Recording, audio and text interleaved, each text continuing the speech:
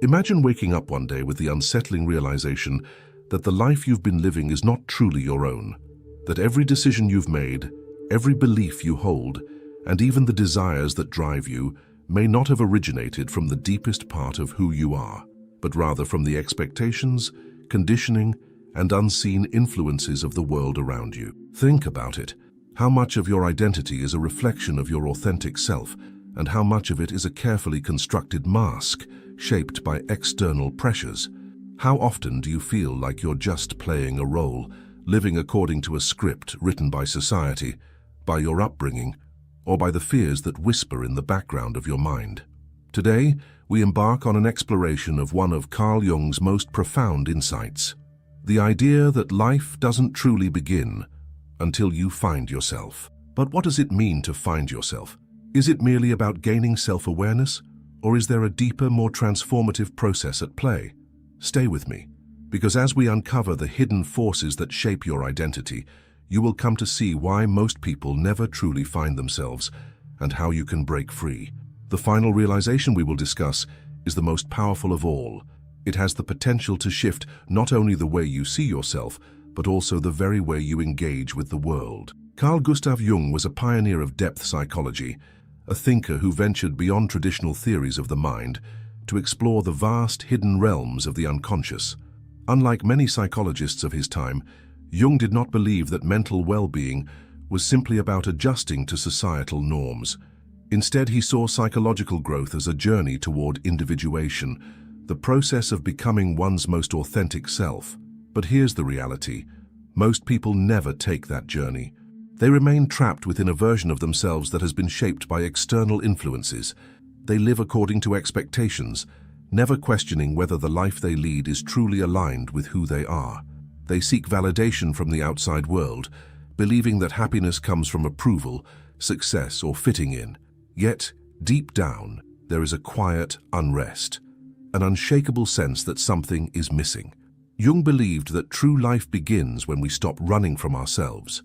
But before we can talk about what it truly means to find yourself, we must first understand what prevents most people from ever doing so. From the moment we enter the world, we are conditioned. We are given names, identities, and predefined roles. We are taught what is acceptable and what is not, what is rewarded and what is punished. This process is so subtle and gradual that we rarely question it. We adapt, we conform, and over time we learn to suppress parts of ourselves that don't align with the expectations placed upon us. Think back to your childhood. Were there moments when you expressed yourself freely, only to be met with disapproval? Perhaps you were told to be realistic, to stop being too sensitive, or that certain emotions and desires were inappropriate. Slowly, you learned to hide those parts of yourself, to tuck them away where no one could see them. And in doing so, you began to build a mask, what Jung called the persona. The persona is the face we present to the world. It allows us to function in society, to navigate relationships, and to gain acceptance. But here's the problem. The more we identify with this mask, the more we lose touch with our real selves. We begin to believe that we are the persona, forgetting that there is something deeper beneath it. And then there's the other side of the coin, the shadow. If the persona is what we show the world, the shadow is what we hide from it. It consists of everything we have rejected or suppressed within ourselves, our fears, our unspoken desires, our vulnerabilities, and even our hidden strengths. And here's where it gets even more profound. The shadow doesn't just disappear. It doesn't vanish simply because we refuse to look at it. Instead, it operates beneath the surface, influencing our thoughts, our behaviors, and even our emotional reactions. The parts of ourselves that we reject don't go away. They manifest in unconscious ways, often in the form of projection. Have you ever intensely disliked someone without fully understanding why? Have you ever been triggered by certain behaviors in others that seem to provoke a strong emotional reaction? Jung believed that when we are disturbed by qualities in other people, it is often because those very qualities exist within us, hidden within our own shadow. But what if I told you that within this shadow lies the key to true self-discovery? That the parts of yourself you've suppressed and ignored are not your enemies, but rather the missing pieces of your wholeness. Jung's great insight was this: psychological growth is not about eliminating the shadow, it is about integrating it. It is about looking into the depths of your own unconscious and facing what you have denied. Because when you do, you unlock a profound source of personal power, authenticity, and freedom. This is where the real journey begins. Are you ready to confront the truth of who you are? To break free from the illusions that have shaped you? Because what comes next will challenge everything you thought you knew about yourself, and it will open the door to a life that is truly yours. Most people go through life believing that they already know who they are. They define themselves by their name, their job, their culture, their past experiences. But what if I told you that your identity is far more complex than you realize? That the self you believe yourself to be is just a surface-level construct, a fraction of a much deeper, more profound reality.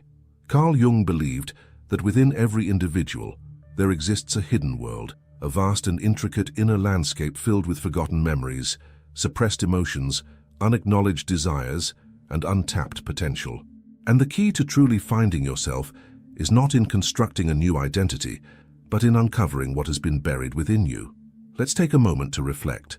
Have you ever felt a deep, unexplainable longing for something more? A sense that there is a greater version of yourself waiting to emerge?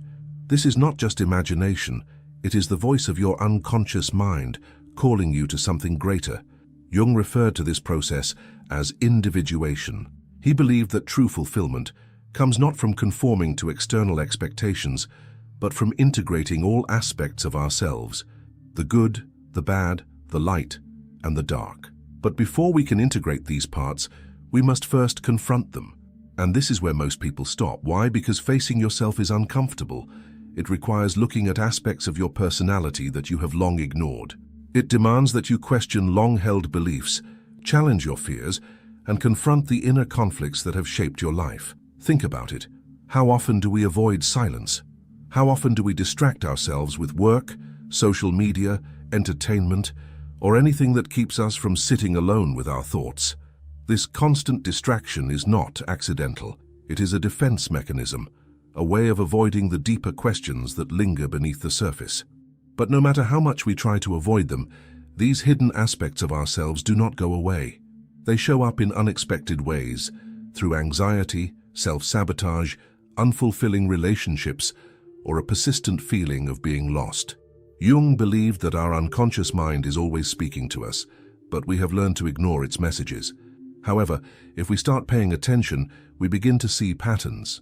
We begin to notice how our deepest wounds influence our choices, how our suppressed desires shape our behaviors, and how the things we fear most often hold the greatest lessons. Let's consider a simple yet powerful example: fear of rejection. Many people go through life terrified of being judged or abandoned. They seek approval, avoid conflict, and suppress their true thoughts to maintain harmony. But where does this fear come from? Is it really about the opinions of others, or does it stem from something deeper? Perhaps an old wound, an experience from childhood, a moment when they felt unseen or unworthy. Jung would argue that this fear is not just an emotion, it is a shadow aspect of the self that has not been fully acknowledged. And until it is brought into the light, it will continue to control one's actions from behind the scenes. But here's the incredible thing. When we finally face these hidden parts of ourselves, they lose their power over us. Imagine for a moment what it would feel like to live without fear of judgment, to speak your truth without hesitation, to make decisions not based on what others expect, but on what resonates deeply within you. This is the power of individuation. It is not about becoming someone new, it is about becoming more of who you truly are. But how do we begin? How do we uncover the unconscious forces that shape our lives? Jung believed that one of the most powerful ways to access the unconscious is through symbols, dreams, and introspection. He saw dreams as messages from the deeper self, revealing hidden truths about our psyche. He also emphasized the importance of creative expression, art, writing, music, and other forms of self-exploration as ways of accessing and integrating the unconscious mind. But perhaps the most important step is simply this: awareness. The moment you begin to question your thoughts, your reactions, and your deeply held beliefs, you are already taking the first steps toward transformation. The moment you stop running from discomfort and start facing it with curiosity, you begin to reclaim your true self. Because here's the truth: most people live their entire lives as strangers to themselves. They follow the paths laid out for them, Never realizing that they have the power to choose something different, they suppress their true nature, never realizing that their greatest strength lies in embracing all that they are. But you don't have to be one of those people. You have the power to break free from the illusions that have held you back, to shed the layers of conditioning and fear that have kept you from experiencing life fully, to step into the fullness of who you are, unafraid and unapologetic. And in the next part, we are going to explore something even more profound: the hidden archetypes within you. These ancient patterns, buried deep in your psyche, hold the key to unlocking your greatest potential. What you are about to learn may change the way you see yourself forever. If the journey to finding yourself were as simple as making a decision, everyone would already be living in complete alignment with their true nature. But as we've seen, the process is far more complex. It is not just about choosing who we want to be, it is about uncovering the forces that have shaped us, facing the parts of ourselves we have rejected, and integrating them into a whole, authentic identity. But here's a question. Why do we feel drawn to certain behaviors, desires, or fears? Why do we repeat the same mistakes or fall into the same patterns even when we try to change? Carl Jung's answer was revolutionary. He believed that within every human being there exist universal patterns, deep-rooted psychological blueprints that influence our thoughts, emotions, and behaviors in ways we often do not fully understand. He called these patterns archetypes. Jung argued that archetypes are ancient, collective images stored in what he called the collective unconscious, a level of the psyche shared by all human beings, inherited from the experiences of our ancestors. These archetypes shape our personal identity, our relationships, and even the way we perceive the world. Think about the stories that have been told throughout history: the hero's journey, the wise mentor, the shadowy villain, the innocent child. These characters appear in myths, religions, literature, and even in our dreams. They are not just fictional. They represent psychological forces that exist within all of us. And whether we realize it or not, these archetypes are constantly at play in our lives. For example, consider the hero archetype. This is the part of you that longs for purpose, that feels called to something greater. It is the part of you that seeks to overcome obstacles, grow stronger, and achieve a higher version of yourself. But this archetype does not exist in isolation. It is always accompanied by the shadow. The shadow, as we discussed earlier, represents the repressed and hidden aspects of the self. It is the part of you that contains your fears, your weaknesses, and even your untapped potential. In myths, the hero must confront the shadow, often symbolized as a monster, an enemy, or a great challenge, before they can truly evolve. Now, let's bring this into real life. Have you ever had a moment when you knew you needed to change, but something inside you resisted? A time when you had the opportunity to step into a greater version of yourself, but fear, doubt, or self-sabotage held you back. This is the battle between the hero and the shadow playing out within you. The mistake most people make is trying to suppress the shadow instead of understanding it. But Jung believed that true transformation happens when we integrate the shadow, not by rejecting it, but by learning from it. Let's say you struggle with self-doubt. Instead of ignoring it or pretending it doesn't exist, Jung would encourage you to ask, where does this self-doubt come from? Is it truly yours, or was it planted in you by past experiences, societal expectations, or the voices of others? What lessons does it hold? Could it be that within your doubt there is actually a hidden strength, such as humility, introspection, or the ability to see things from multiple perspectives? When we begin to see our struggles not as weaknesses, but as messages from the unconscious, everything changes.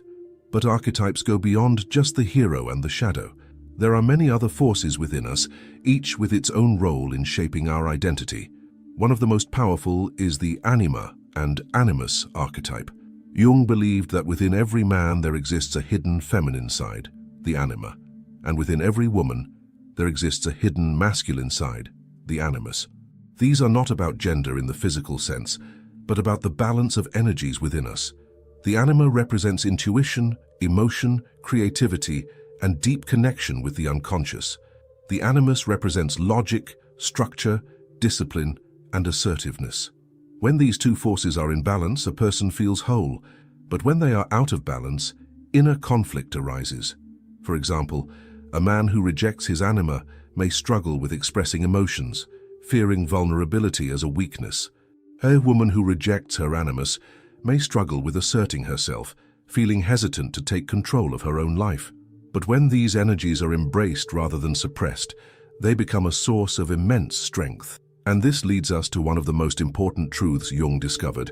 To find yourself, you must embrace all parts of yourself, the light and the dark, the masculine and the feminine, the known and the unknown. Individuation is not about becoming something different. It is about becoming whole. But there is one final piece to this puzzle, one last revelation that ties everything together, and it is perhaps the most powerful of all. Because the greatest obstacle to finding yourself is not just fear or self-doubt or external conditioning. It is something far deeper, something hidden in the very fabric of how we perceive reality itself.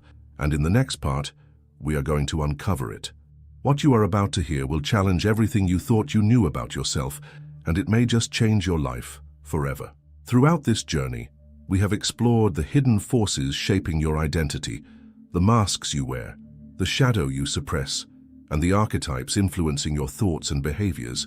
But now we must confront the deepest illusion of all, the illusion of self. You see, most people go through life assuming that their identity is fixed, that they are a single, unchanging self that moves through time, shaped by memories and experiences. But Jung, along with many great philosophers and mystics, understood something radical. The self is not a static entity, it is fluid, ever-changing, and far greater than we have been led to believe.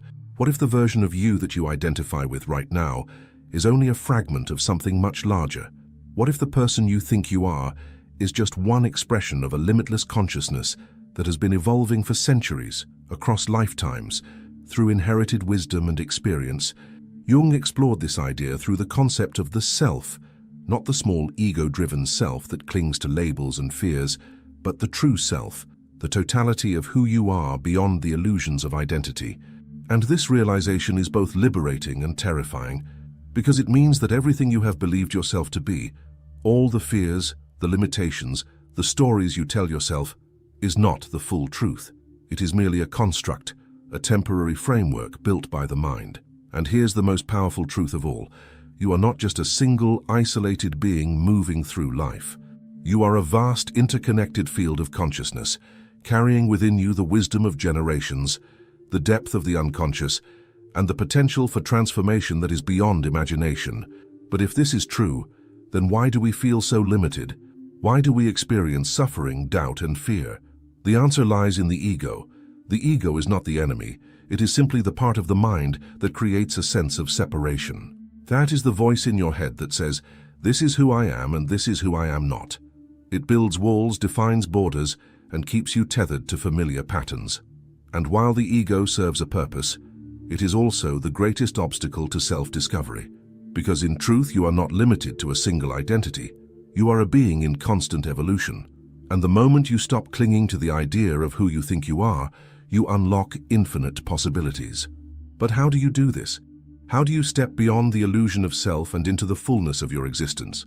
Jung offered a path, one that requires courage, deep introspection, and a willingness to surrender everything you thought you knew about yourself. First, embrace the unknown. Most people fear the unknown because it represents uncertainty, but the unknown is where growth happens. It is where transformation occurs.